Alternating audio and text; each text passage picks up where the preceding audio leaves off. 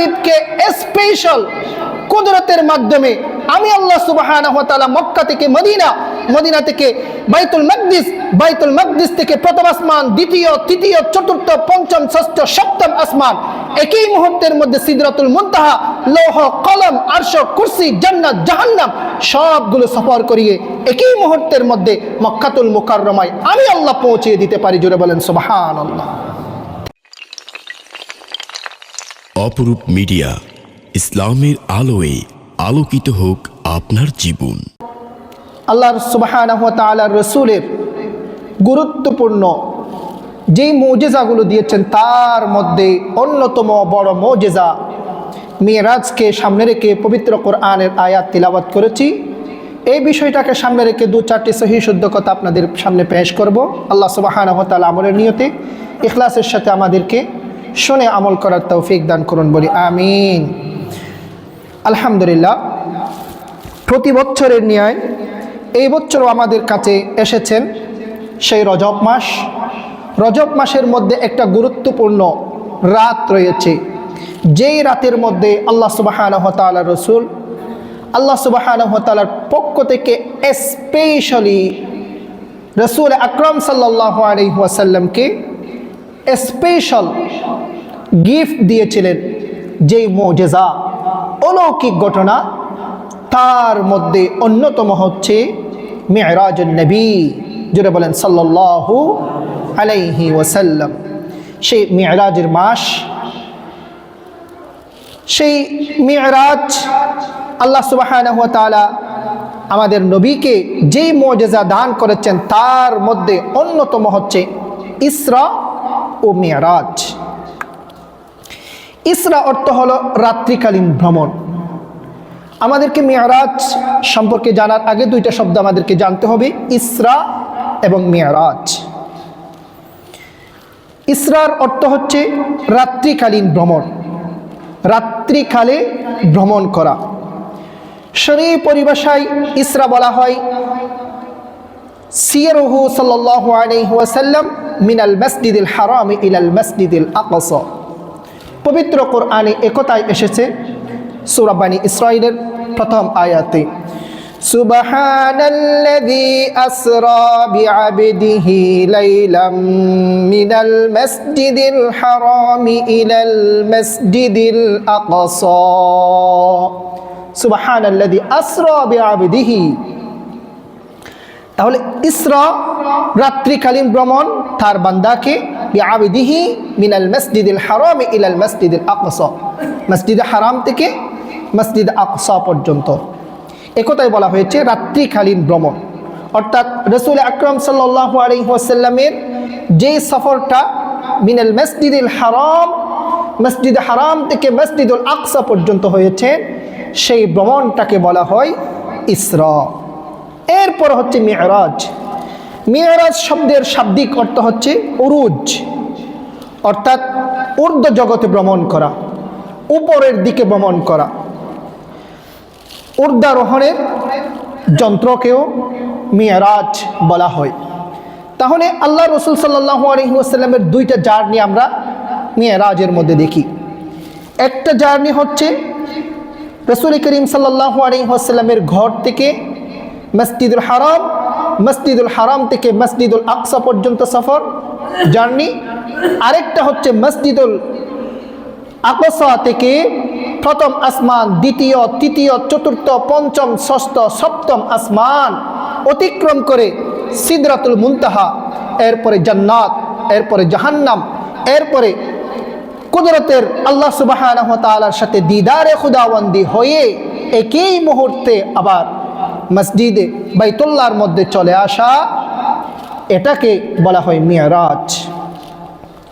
তাহলে মিরাজ শব্দের শাব্দিক অর্থ হচ্ছে ঊর্ধ্ব জগতে ভ্রমণ করা, ঊর্ধ্বারোহণের যন্ত্র, এবং পরিভাষায় বলা হয় সুউদুহু সাল্লাল্লাহু আলাইহি ওয়াসাল্লাম মিনহু ইলা সামাই ওয়া কানা ফিল ইয়াকযাতি। অর্থাৎ বাইতুল মুকদ্দাস থেকে বা বাইতুল মাকদিস থেকে নবীজির ঊর্ধ্ব জগৎ সপ্তম আকাশ পর্যন্ত, সিদরাতুল মুনতাহা, জান্নাত, জাহান্নাম ইত্যাদির পরিভ্রমণ, এটাকে বলা হয় মিরাজুন নবী সাল্লাল্লাহু আলাইহি ওয়াসাল্লাম। তাহলে ইসরা এবং মিরাজের মধ্যে আমরা কয়টা পার্ট পেয়েছি? দুইটা পার্ট পেয়েছি, একটা হচ্ছে ইসরা আর একটা হচ্ছে মিরাজ। পবিত্র কোরআনে ক্লিয়ারলি, সরাসরি, ডাইরেক্টলি আল্লাহ সুবহানাহু ওয়া তাআলা সূরা বনী ইসরাঈলের 1 নম্বর আয়াত নাজিল করে আমাদেরকে বলেছেন ইসরার কথা, অর্থাৎ মিনাল মসজিদিল হারামি ইলাল মসজিদিল আকসা পর্যন্ত যে সফর জার্নি হয়েছে সেই জার্নির কথা আল্লাহ সুবহানাহু ওয়া তাআলা পবিত্র কোরআনে বলেছেন। আলহামদুলিল্লাহ, যেটা সুবহানাল্লাযী আসরা বিআবদিহি লাইলাম মিনাল মসজিদিল হারামি ইলাল মসজিদিল আকসা পর্যন্ত। সম্মানিত ভাইরা, তাহলে ইসরা এবং মিরাজ এটা রাসূল করিম সাল্লাল্লাহু আলাইহি ওয়াসাল্লামের লাইফের মধ্যে, জীবনের মধ্যে যে মুজিজা অলৌকিক ঘটনাগুলো ঘটেছে তার মধ্যে অন্যতম বড় ঘটনাগুলোর মধ্যে একটা হচ্ছে মিরাজুন নবী সাল্লাল্লাহু আলাইহি ওয়াসাল্লাম, ইসরা এবং মিরাজ। এটা কোন তারিখে ঘটেছে, কোন দিনে ঘটেছে, এটার উপরে মতভেদ রয়েছে। আল্লাহ সুবহানাহু ওয়া তাআলা সেই জিনিসটাকে হাইড করে রেখেছেন। কোন তারিখে হয়েছে সেই জিনিসটাকে আল্লাহ সুবহানাহু ওয়া তাআলা হাইড করে রেখেছেন, লুকিয়ে রেখেছেন। ইসরা মিরাজের বিবরণ প্রায় 40 জন রাবি থেকে বর্ণিত রয়েছে। হাদিসের রাবি 40 জন রাবি থেকে বর্ণিত। এই সকল হাদিসে মিরাজের বিভিন্ন দিক আলোচনা, পর্যালোচনা করা হয়েছে, কিন্তু কোন হাদিসে মিরাজের তারিখ বর্ণনা করা হয়নি। সুনির্দিষ্ট এই তারিখের উপর আল্লাহ রসুলের উপর মিরাজ হয়েছে, সেই জিনিসটাকে আল্লাহ সুবহানাহু ওয়া তাআলা হাইড করে রেখেছেন। কোন বছর হয়েছে সেই জিনিসটাতেও একটু মতবিরোধ আল্লাহ সুবহানাহু ওয়া তাআলা রেখেছেন। সবচেয়ে বেশি যেটা গ্রহণযোগ্য দিন, ইমাম নববী আলাইহির রহমা বলেছেন লাইলাতু সাবঈ ওয়া 20, অর্থাৎ 27 তারিখ, রজবের 27 তারিখ রাত্রি যেটা আছে সেই রাতেই আল্লাহ সুবহানাহু ওয়া তাআলার পক্ষ থেকে স্পেশাল আমার রসুলকে সম্মানিত করে যে মেরাজ দিয়েছেন, সেই মেরাজ হচ্ছে রজব মাসের 27 তারিখ। সুবহানাল্লাহি ওয়া বিহামদিহি। তাহলে কোন তারিখ, কোন মাস? মাহে রজব। কোন তারিখ? 27 তারিখ। সামনের এই দিনটা অতিবাহিত হয়ে সামনের যেটা রাত আসবে সেই রাতটাই হচ্ছে 27 তারিখের রজনী, রজব মাসের। এই তারিখে আল্লাহ সুবহানাহু ওয়া তাআলার পক্ষ থেকে স্পেশালি আল্লাহ সুবহানাহু ওয়া তাআলা আমাদের রসুলকে এই স্পেশাল সম্মান, অনার, মর্যাদা আল্লাহ সুবহানাহু ওয়া তাআলা দিয়েছেন। সুবহানাল্লাহি ওয়া বিহামদিহি। সম্মানিত ভাইরা, আল্লাহ রসুল সাল্লাল্লাহু আলাইহি ওয়াসাল্লামকে আল্লাহ সুবহানাহু ওয়া তাআলা ইসরা এবং মিরাজ কেন করিয়েছেন? আল্লাহ পাক কেন আমাদের রসুলকে এই ইসরা এবং মিরাজ দিয়েছেন আমাদের জানা দরকার আছে কিনা? আছে। আল্লাহ সুবহানাহু ওয়া তাআলার রসুলের উপর যখন মক্কা মদিনার মধ্যে যখন ইসলামের দাওয়াত নিয়ে মানুষের ঘরে ঘরে গিয়েছেন, যতক্ষণ পর্যন্ত ইসলামের সুন্দর 5 ওয়াক্ত নামাজ, রোজা, হজ, যাকাতের কথা বলেছেন, কেউ আমার রসুলের বিরোধিতা করে নাই। যখন দিনকে যখন রাষ্ট্রের মধ্যে কায়েম করার, প্রতিষ্ঠা করার যখন কথা বলেছেন, দিনকে কায়েম করতে হবে, প্রতিষ্ঠা করতে হবে, আমাদের মসজিদ থেকে সংসদ পর্যন্ত, প্রাইমারি স্কুল থেকে বিশ্ববিদ্যালয় পর্যন্ত, আমার পার্সোনাল জীবন, ব্যক্তিগত জীবন, সামাজিক জীবন, রাষ্ট্রীয় জীবন, অর্থনৈতিক জীবন, সবগুলো চলবে কিভাবে? ইসলাম যেভাবে বলেছেন সেভাবে। এই কথা যখন মানুষের সামনে যখন নিয়ে গিয়েছেন, তখনই আরবের কাফের, মুশরিক, ইহুদি, নাসারা যারা আছে, আবু জাহেল, আবু লাহাব, উতবা, শাইবা, আবুল বুখতারি, রবিআ, ওয়ালিদ ইবনে মুগীরা যারা আছে, সবাই একত্রিত হয়ে বোট বসেছেন। না, এই কথা তো আর চলবে না। আব্দুল্লাহর ছেলে মুহাম্মদকে ধর্ম পালনের জন্য অনেক সময় দিয়েছি মক্কার মধ্যে, তার ধর্ম থাকবে তার ঘর থেকে মসজিদ পর্যন্ত, ঘর থেকে মসজিদ পর্যন্ত সে ধর্ম পালন করবে, 5 ওয়াক্ত নামাজ পড়বে, রোজা করবে, হজ করবে, যাকাত করবে, সব কিছু করার জন্য তাকে অনুমতি দিয়েছি। মসজিদ থেকে ঘর পর্যন্ত ধর্মকে সে সীমাবদ্ধ রাখবে। এই ধর্মকে সে পাড়া, প্রতিবেশী, মহল্লায়, এলাকায়, সমাজে, সোসাইটির মধ্যে এস্টাবলিশ করতে পারবে না। যখন বলেছেন সব জায়গায় ধর্ম চলতে হবে।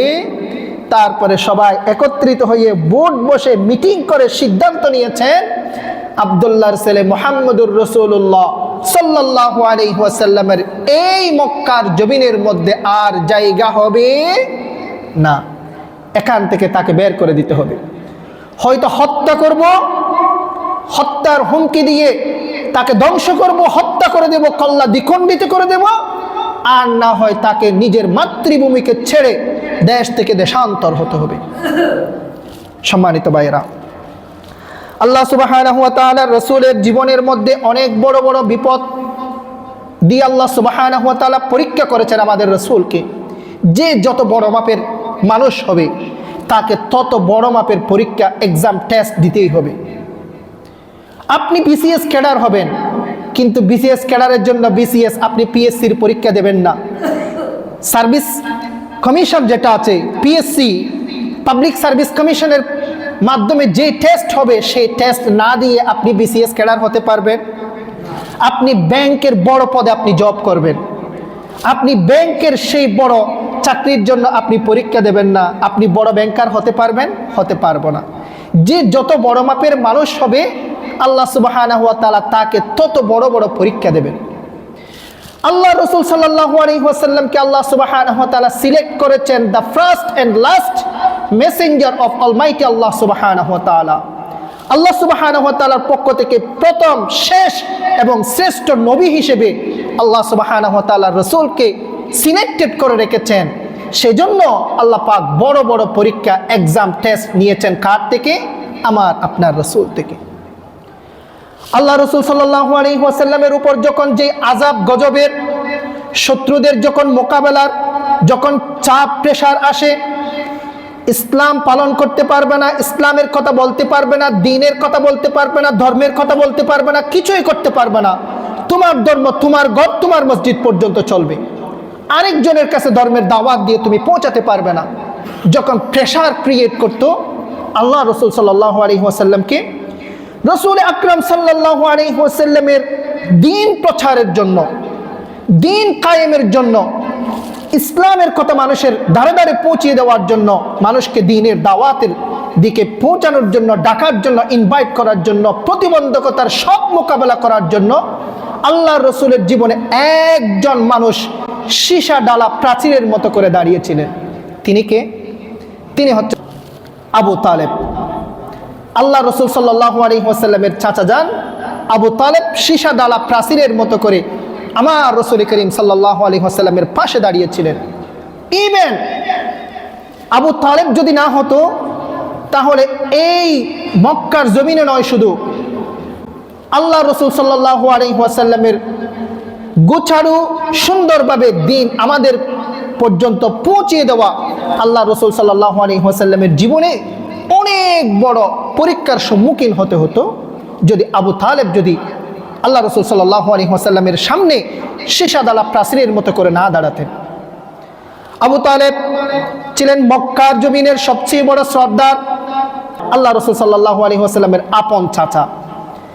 অল্প বয়সে বাবা দুনিয়াতে আসার আগেই বাবা ইন্তেকাল হয়েছেন, এরপরে দাদা লালন পালন করেছেন, ছোট বয়সে শিশু বয়সে দাদাও ইন্তেকাল করেছেন, এরপরে দায়িত্বের ভার আসছে আবু তালেবের হাতে।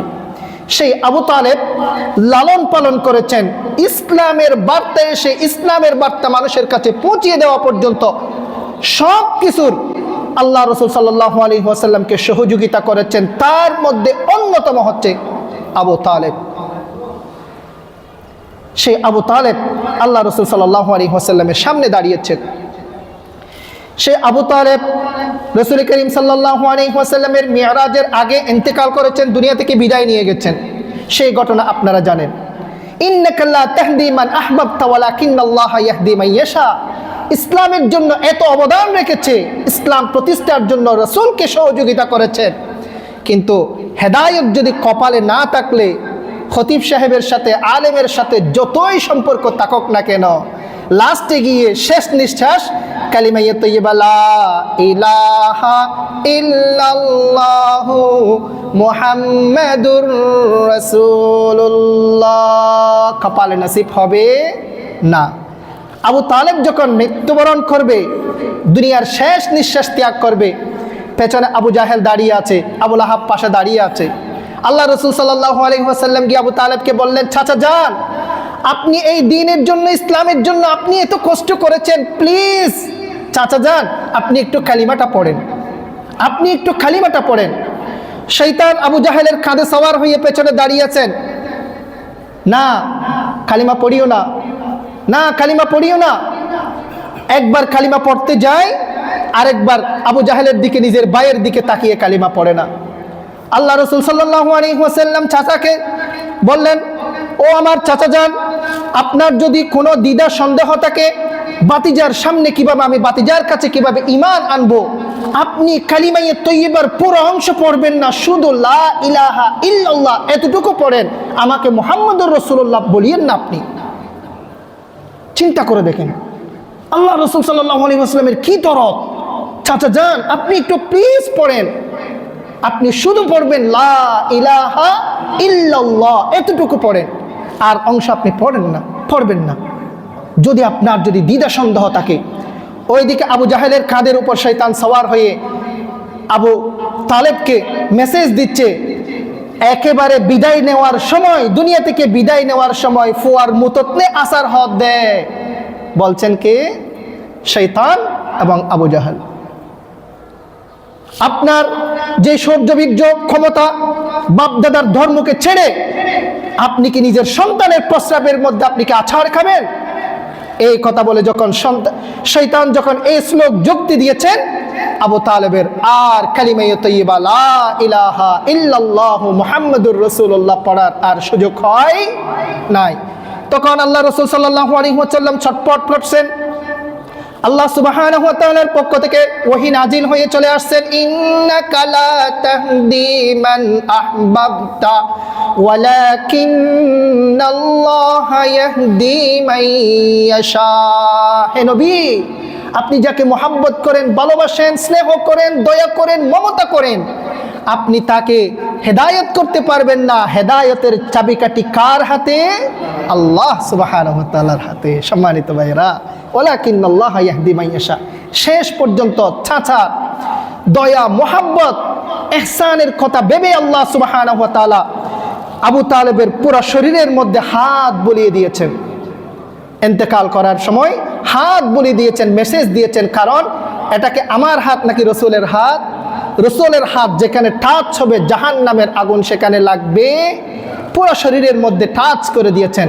আল্লাহ রসুল সাল্লাল্লাহু আলাইহি ওয়াসাল্লাম দেওয়ার সাথে সাথে জিবরাইল আলাইহিস সালাম হাজির হয়ে গেছেন। হে রাসূলুল্লাহ, পুরো 3.5 হাত বডির মধ্যে হাত মেসেজ করেছেন, আমার জন্য 2টা জায়গা আপনি বাকি রাখেন। আবু লাহাব সব উপকার করেছে আপনার জন্য, কিন্তু কালিমায়ে তয়্যিবা পড়ার সুযোগ হয় নাই। নিজের বাপ দাদার দিনের ধর্ম ছেড়ে ইসলামের সুশীতল ছায়াতলে আসার সুযোগ হয় নাই। আমার জন্য 2টা জায়গা প্লেস রেখে দেন পুরো শরীরের 3.5 হাত বডির মধ্যে। বাত রেখেছেন শুধু পায়ের তালু, 2টা পায়ের তালু। এই জায়গার মধ্যে আল্লাহ রসুল সাল্লাল্লাহু আলাইহি ওয়াসাল্লামের হাত মেসেজ হয় নাই। কাল হাসরের ময়দানে কিয়ামতে জাহান্নামের আযাব দেবেন আল্লাহ সুবহানাহু ওয়া তাআলা পায়ের তালুতে আযাব দিয়ে মাথার মগজ পর্যন্ত, ব্রেন পর্যন্ত সিদ্ধ পানির মতো গটগট করে সিদ্ধ করাবেন কে? আমার আপনার আল্লাহ। সম্মানিত ভাইরা, এই জন্য আবু লাহাবের বিশাল অবদান, আল্লাহ রসুল সাল্লাল্লাহু আলাইহি ওয়াসাল্লামের বিশাল ছায়া ছিলেন। আবু লাহাব ইন্তেকাল করেছেন। আমার রসুলের জীবনের মধ্যে আরেকজন ব্যক্তির অনেক বড় অবদান ইসলাম প্রতিষ্ঠার জন্য, ইসলাম মানুষের দ্বারে দ্বারে পৌঁছিয়ে দেওয়ার জন্য হচ্ছে মা খদিজাতুল কুবরা রাদিয়াল্লাহু তাআলা আনহা। মা খদিজাতুল কুবরা রাদিয়াল্লাহু তাআলা আনহা ধনাঢ্য পরিবারের একজন সন্তান মহিলা। মক্কার মধ্যে যে বড় বড় শিল্পপতি ছিলেন তৎকালীন যুগে, তার মধ্যে অন্যতম হচ্ছেন, শীর্ষস্থানীয় হচ্ছেন মা খদিজাতুল কুবরা রাদিয়াল্লাহু তাআলা আনহা। দেশের মধ্যে বিজনেস নয়, ইনপোর্ট আউটপোর্ট এক্সপোর্টের বিজনেস করতেন হযরত খদিজাতুল কুবরা রাদিয়াল্লাহু তাআলা আনহা। কোটি কোটি টাকা মালিক, সব টাকা, অর্থ, সম্পদ, সময়, শ্রম সব কিছু ইসলামের জন্য বিলীন করে দিয়েছেন, কোরবান করে দিয়েছেন। সুবহানাল্লাহি ওয়া বিহামদিহি। ফকির হয়ে গেছেন হযরত খদিজাতুল কুবরা রাদিয়াল্লাহু তাআলা আনহা। ফকির হয়ে গেছেন, মিসকিন হয়েছেন, কিছুই হয় নাই। মা খাদিজাতুল কুবরা রাদিয়াল্লাহু তাআলা আনহার কবর জিয়ারত করার সুযোগ হয়েছে। আজ থেকে কিয়ামত পর্যন্ত নয়, শুধু আমরা সবাই একত্রিত হয়ে কিয়ামত সংগঠিত হওয়ার পরে হাসরের ময়দানে যখন যাব, হাসরের ময়দানেও নেতা হিসেবে, নেত্রী হিসেবে সবার কাছে, সবার সামনে থাকবে, সম্মুখ সারিতে থাকবেন কে? মা খাদিজাতুল কুবরা রাদিয়াল্লাহু তাআলা আনহা, রাসূলের প্রথম স্ত্রী হিসেবে। এরপরে জান্নাতুল ফিরদাউসে যখন যাব, জান্নাতুল ফিরদাউসে সবচেয়ে উচ্চ মর্যাদায় স্থান থাকবে কার? মা খাদিজাতুল কুবরা রাদিয়াল্লাহু তাআলা আনহা। ইসলামের জন্য ত্যাগ দেন, ইসলামের জন্য উৎসর্গ করেন, নিজের জীবনকে, সময়কে, হায়াতকে, অর্থকে যা দিয়েছেন তা দ্বীনের জন্য দেন। খোদার কসম করে বলছি, আল্লাহ পাক আপনাকে কিভাবে সম্মানিত করবেন, আপনাকে কিভাবে মর্যাদাবান করবেন, আপনি নিজেও বুঝতে পারবেন না। সুবহানাল্লাহি ওয়া বিহামদি। যেই যুগের মধ্যে ইসলামের জন্য ত্যাগ দিয়েছেন, কোরবান দিয়েছেন, সময় দিয়ে, বিবেক দিয়ে, বুদ্ধি দিয়ে, আকল দিয়ে, জীবন দিয়ে যেই ত্যাগ দিয়েছেন, তাকে সম্মানিত করেছেন, দামি বানিয়েছেন কে? আল্লাহ সুবহানাহু ওয়া তাআলা। কোরআনের সাথে যে সম্পর্ক করেছে, কোরআনকে যে মোহাব্বত করেছেন, হযরত খাদিজাতুল কুবরা রাদিয়াল্লাহু তাআলা আনহা নিজের সব কিছু ইসলামের জন্য বিলীন করে দিয়েছেন। নিজের জীবন, সময়, অর্থ, সম্পদ সব কিছু আল্লাহ সুবহানাহু ওয়া তাআলা সেই মা খাদিজাতুল কুবরা রাদিয়াল্লাহু তাআলা আনহাকে দুনিয়ার মধ্যে সম্মানিত করেছেন, আখিরাতের মধ্যে সম্মানিত করবেন কে? আল্লাহ পাক, আল্লাহ সুবহানাহু ওয়া তাআলা। রাসূল করিম সাল্লাল্লাহু আলাইহি ওয়াসাল্লামের জীবনে এই দুইজন ব্যক্তি যখন বিদায় নিয়ে গেছেন, অতিবাহিত হয়ে গিয়েছেন, ইন্তেকাল করেছেন, দুইজন যখন দুনিয়া থেকে বিদায় নিয়ে গেলেন, আমার রাসূলকে সাপোর্ট দেওয়ার জন্য, শেল্টার দেওয়ার জন্য যে দুইজন ব্যক্তি আর্থিকভাবে, মানসিকভাবে ইসলামকে প্রতিষ্ঠা করার জন্য সাপোর্ট দিয়েছেন, আমার রাসূল নিজে অন্তরের মধ্যে একটু কষ্ট পেয়েছেন, ব্যঙ্গে পড়েন নাই, কষ্ট পেয়েছেন। আহা, আমার জীবনের মধ্যে দুইজন মহান ব্যক্তি আমার সাপোর্ট হিসেবে ছিল, আবু তালেব এবং আমার প্রিয়তমা স্ত্রী মা খাদিজাতুল কুবরা রাদিয়াল্লাহু তাআলা আনহা ছিলেন, আজকে চলে গেছেন দুইজন বিয়োগ ব্যথায়। আল্লাহ রাসূল সাল্লাল্লাহু আলাইহি ওয়াসাল্লাম মনক্ষুণ্ণ হয়ে নিজেই জীবন যাপন করছেন মক্কার মধ্যে। এই মুহূর্তের মধ্যে আল্লাহ সুবহানাহু ওয়া তাআলার পক্ষ থেকে আল্লাহ রাসূল সাল্লাল্লাহু আলাইহি ওয়াসাল্লামের কাছে নির্দেশ এসেছেন, হে রাসূল, আপনার মক্কার জীবন, অলি গলি সবগুলো তো আপনার জন্য সংকীর্ণ হয়ে গিয়েছে। কেউ রাসূলের কথা শুনে না, যেদিকে যায় সেদিকে তিরস্কার করতে থাকে, লাঞ্ছনা দিতে থাকে, দ্বীনের দাওয়াত। রাসূল চাই আপনাদেরকে জাহান্নামের আগুন থেকে বাঁচিয়ে জান্নাতের সুশীতল ছায়াতলে আনতে, কিন্তু কাফের মুশরিকরা আল্লাহ রাসূল সাল্লাল্লাহু আলাইহি ওয়াসাল্লামের পেছনে লাগিয়ে দিয়েছেন। কাফের মুশরিক উতবা, শাইবা, আবুল বুখতারি, ওয়ালিদ ইবনে রবিআর মতো কুখ্যাত যারা সন্তান আছে তাদেরকে রাসূলের বিরুদ্ধে লাগিয়ে দিয়েছেন। নাউযুবিল্লাহি মিন যালিক। মক্কার জমিন রাসূলের জন্য সংকীর্ণ হয়ে গিয়েছে। মক্কা, আল্লাহ রাসূল সাল্লাল্লাহু আলাইহি ওয়াসাল্লাম মক্কা থেকে হিজরত করে তায়েফ গেলেন। তায়েফ আমার শৈশবকাল অতিবাহিত হয়েছে, যে তায়েফের মধ্যে আমি দুধ খেয়ে মা হালিমাতুস সাদিয়া রাদিয়াল্লাহু তাআলা আনহা থেকে আমি লালিত পালিত হয়েছি। দেখি যাই সেই তায়েফ উর্বর এলাকা, আপনারা দেখেছেন সুজলা সুফলা বাংলাদেশের মতো তায়েফ এলাকা, এই উর্বর এলাকায় হয়তো তাদের মন একটু উর্বর হবে, তাদেরকে যদি আমি দ্বীনের দাওয়াত দিই তাহলে তারা অ্যাকসেপ্ট করতে পারে, তাদের কাছে গিয়েছেন। যখন তায়েফে গিয়ে যখন আল্লাহ রাসূল সাল্লাল্লাহু আলাইহি ওয়াসাল্লাম দাওয়াত দেওয়া শুরু করেছেন, তায়েফের ইয়াং জেনারেশন কুখ্যাত যারা আছে কাফের মুশরিকরা সবাইকে নিয়ে রাসূলের পেছনে লাগিয়ে দিয়েছেন। এই আব্দুল্লাহর ছেলে মুহাম্মদ আসছে, এখানে আসছে, তার পেছনে তোমরা লাগো, তাকে পাথর নিক্ষেপ করো, যদি নামাজের মধ্যে সিজদায় যায় উটের নাড়ি বুড়ি এগুলো এনে রাসূল করিম সাল্লাল্লাহু আলাইহি ওয়াসাল্লামের মাথার উপরে, পিঠের উপরে দিয়ে যায়। নাউযুবিল্লাহি মিন যালিক। যখন রাসূল করিম সাল্লাল্লাহু আলাইহি ওয়াসাল্লাম তায়েফের অলিতে গলিতে যখন রাস্তা দিয়ে হেঁটে যাচ্ছে, পেছন থেকে এই যে ছেংড়া টিনেজার যারা আছে তাদেরকে পেছনে লেলিয়ে দিয়েছে। আল্লাহ রাসূল সাল্লাল্লাহু আলাইহি ওয়াসাল্লামকে পাথর নিক্ষেপ করা শুরু করেছে। ইবেন রাসূল আকরাম সাল্লাল্লাহু আলাইহি ওয়াসাল্লাম এক জায়গায় গিয়ে পাথর খেতে খেতে খেতে খেতে এই মাথার রক্ত জড়ে জড়ে জুতা মুবারক সবগুলো রক্তে ভেজা লাল হয়ে গিয়েছে। রাসূল করিম সাল্লাল্লাহু আলাইহি ওয়াসাল্লাম কোথাও যেতে পারছে না। এক খেজুর গাছের বাগানে গিয়ে আল্লাহ রাসূল সাল্লাল্লাহু আলাইহি ওয়াসাল্লাম আশ্রয় নিয়েছেন। এখানে গিয়ে আল্লাহ রাসূল সাল্লাল্লাহু আলাইহি ওয়াসাল্লাম দুআয়ে মুস্তাদঈফিন নামে একটা দোয়া আল্লাহ রসুল সাল্লাল্লাহু আলাইহি ওয়াসাল্লাম করেছেন। হাদিস শরীফের মধ্যে এসেছে, বিশাল লম্বা একটা দোয়া, সময়ের স্বল্পতার দরুন আমি বলছি না। এই দোয়া আল্লাহ রসুল সাল্লাল্লাহু আলাইহি ওয়াসাল্লাম করেছেন তাইফের ময়দানে। তখন তাইফের রক্ষণাবেক্ষণের যে ফেরেশতারা আছে সবাই আল্লাহ রসুল সাল্লাল্লাহু আলাইহি ওয়াসাল্লামের কাছে চলে এসেছেন। রসুল আকরাম সাল্লাল্লাহু আলাইহি ওয়াসাল্লামকে জিজ্ঞেস করলেন, ইয়া রাসূলুল্লাহ, আপনি শুধু একটু অনুমতি দেন, আপনার অনুমতির দিকে তাকিয়ে আছে রসুল, আপনি অনুমতি দেন। তাইফ হচ্ছে পাহাড়ের উপত্যকায়, চতুর্পাশে পাহাড়, মাঝখানে হচ্ছে সমতল। তাইফ জায়গাটা আমাদেরকে দেখার সুযোগ হয়েছে আলহামদুলিল্লাহ। সে তাইফের মধ্যে যত জনবসতি আছে আমরা পাহাড়গুলোকে সমান করে দেব, দুইটা পাহাড়কে, চারটা পাহাড়কে সমান করে দেব। যত জনবসতি আছে মুহূর্তের মধ্যে ধ্বংস হয়ে যাবে। আপনার অনুমতি চাই, আপনার অনুমতি চাই ইয়া রাসূলুল্লাহ। পাহাড়ের তাইফের রক্ষণাবেক্ষণের ফেরেশতা যারা আছে রাসূল করিম সাল্লাল্লাহু আলাইহি ওয়াসাল্লামের কাছে গিয়েছে। আল্লাহ রসুল সাল্লাল্লাহু আলাইহি ওয়াসাল্লাম দোয়া, দুই হাত তুলে আল্লাহ সুবহানাহু ওয়া তাআলার কাছে দোয়া করেছেন, আল্লাহুম্মা হদি কওমি ফাইন্নাহুম লা ইয়ালামুন। আল্লাহুম্মা হদি কওমি, আল্লাহ আমার সম্প্রদায়, আমার জাতি, আমার তাইফবাসী, আমার আরব জাতি, আমার মানুষ, তারা বুঝে না আল্লাহ ইয়া রব্বুল আলামিন, তারা যে কাল হাসরের ময়দানে তারা আযাব গজবের সম্মুখীন হবে, জাহান্নামের আগুনে পোড়াবে, তারা জাহান্নামের আগুনে পড়তে পারবে না। আমি তাদেরকে জান্নাতের দিকে আহ্বান করছি আল্লাহ, তারা বুঝে না। ফাইন্নাহুম লা ইয়ালামুন, তারা জানে না আল্লাহ। শুধু তারা নয়, তাদের সন্তান সন্ততি, নাতি নাতনি যারা আছে তাদেরকে হলেও আপনি হেদায়েত দান করেন বলি আমিন।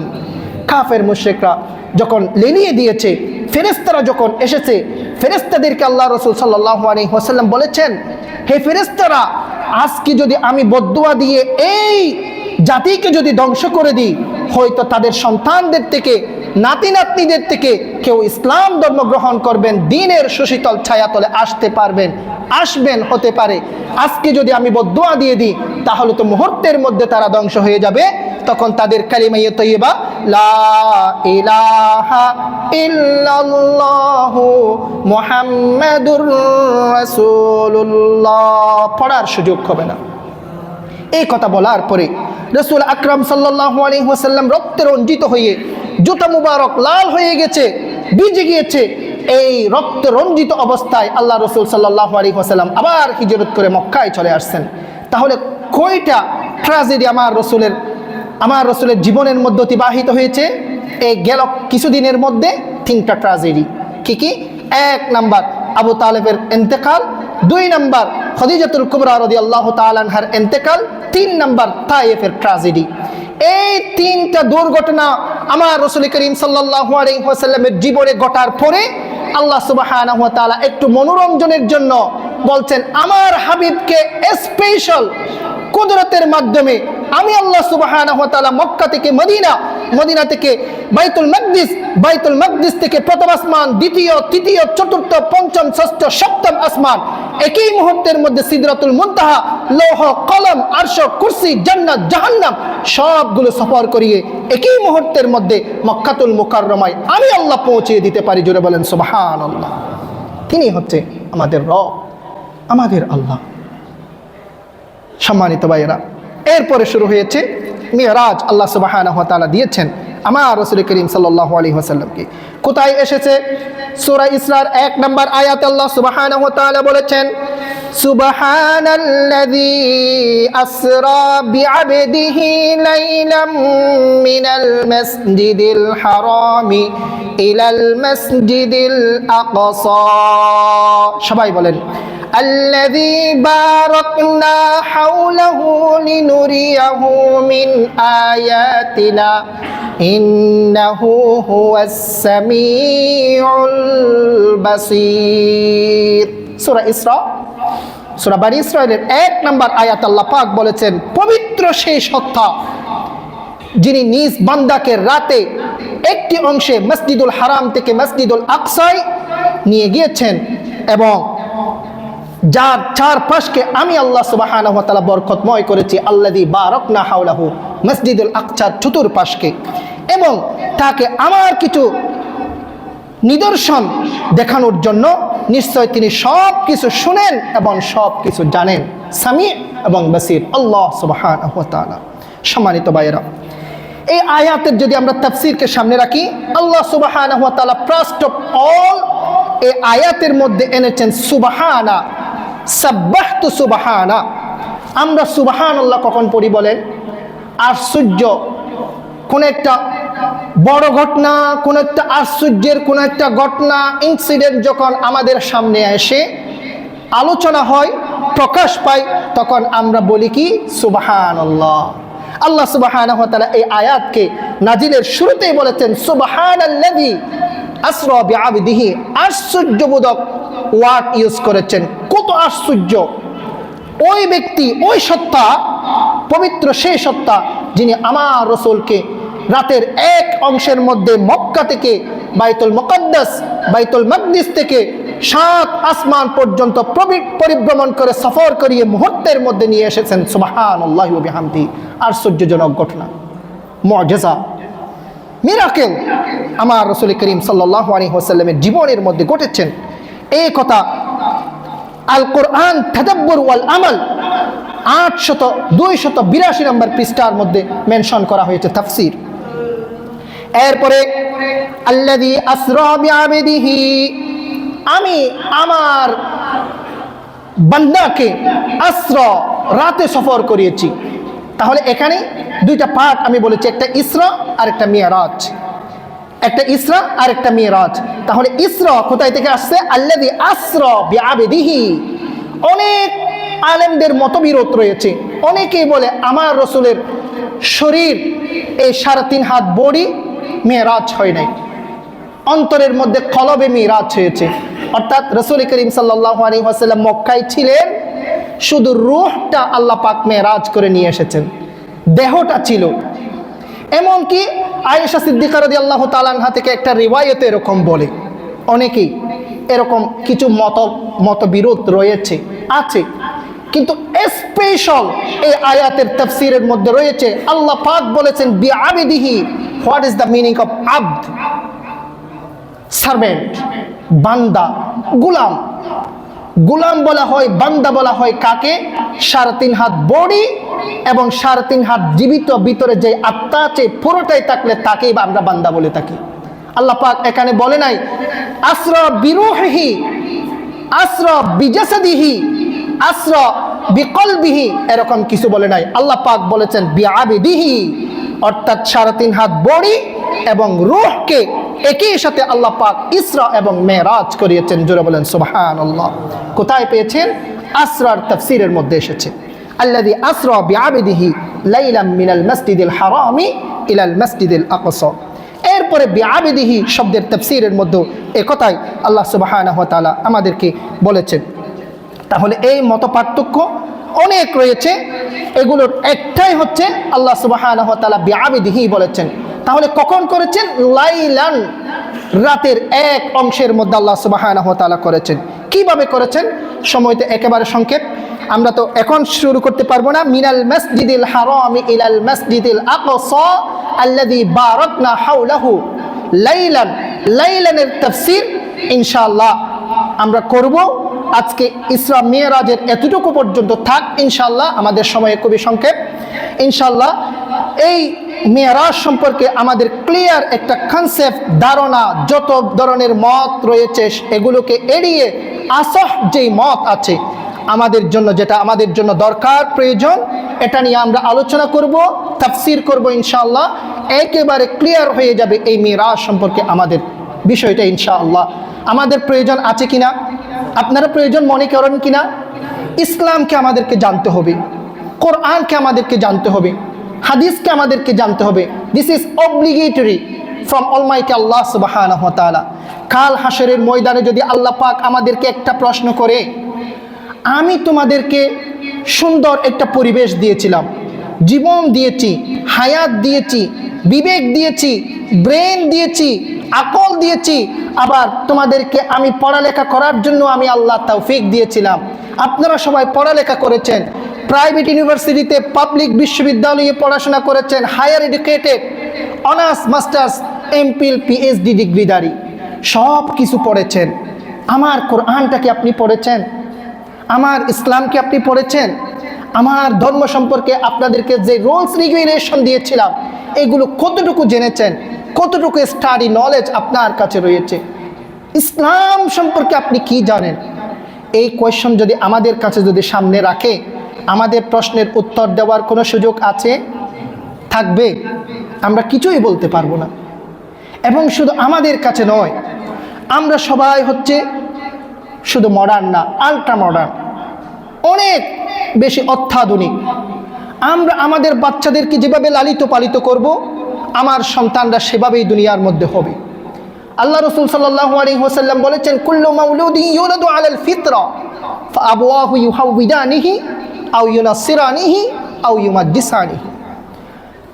আমাদের বাচ্চাদেরকে আমরা যে কনসেপ্টে, যেই মেধা দিয়ে যেভাবে আমরা তাদেরকে গড়ে তুলব, সেভাবেই দুনিয়ার মধ্যে তারা হবে। আমার বাচ্চাদেরকে যদি আমরা এই যে শিশুকালে যদি আমরা কোরআনের, ইসলামের নলেজ যদি আমরা না দিই, তাহলে তারা শেষ বয়সে গিয়ে যখন বড় হবে তখন তারা দ্বীন ইসলামের জ্ঞান তারা অর্জন করতে পারবে না। শুধু এতটুকু নয়, তারা সেদিন আমাদের জন্য বিরাট প্রশ্নের সম্মুখীন আমাদেরকে হতে হবে। সন্তানরা নিজের বাবাদের ঘাড়ে দাঁড়িয়ে যখন আল্লাহ সুবহানাহু ওয়া তাআলার দরবারে হাসরের ময়দানে অভিযোগ করবে, আমার বাবা আমাকে পড়ালেখা করাইছেন, অনার্স, মাস্টার্স, এমপিল, পিএইচডি, আল্লাহ সব কিছু করাইছেন, জীবনের মধ্যে এস্টাবলিশ করার জন্য আমাকে সব কিছু করিয়েছেন ইয়া রাব্বুল আলামিন, কিন্তু আমার যখন শিশুকাল ছিল, যখন আমাকে কোরআন এবং ইসলামের কথা আমাদেরকে দুনিয়ার মাঝে আমাদেরকে শিক্ষা দেওয়ার যখন সময় ছিল, তখন আমাদেরকে ইসলাম শিক্ষা দেয় নাই, কোরআন শিক্ষা দেয় নাই। এই কথা যদি আমাদের ঘাড়ে দাঁড়িয়ে যদি আমাদের সন্তানরা রবের কাছে হাসরের ময়দানে যদি অভিযোগ করে, সেদিন সেই অভিযোগের জবাব দেওয়ার আমাদের কোনো সুযোগ থাকবে না। অবশ্যই করবে, কারণ প্রত্যেক সন্তানের রেসপন্সিবিলিটি রয়েছে বাবার উপরে। আমি আপনাদেরকে বলতাম না আমরা সবাই শিক্ষিত, সেজন্যই আমরা বলি, আমরা আমাদের সন্তানদেরকে যেভাবে দুনিয়ার মধ্যে এস্টাবলিশ করব, সেভাবে প্লিজ আপনারাই উদ্যোগ গ্রহণ করেন আপনার সন্তানকে আখিরাতেও এস্টাবলিশ করার। ইহকাল যেভাবে এস্টাবলিশ হবে ইনশিওর করবেন, ঠিক তদ্রুপ পরকাল, কবরের জীবন, হাসরের ময়দান এবং পরকালকেও আপনারা এস্টাবলিশ করাতে হবে। এটাই হচ্ছে ভাগ্যবান পিতা, সৌভাগ্যবান পিতার।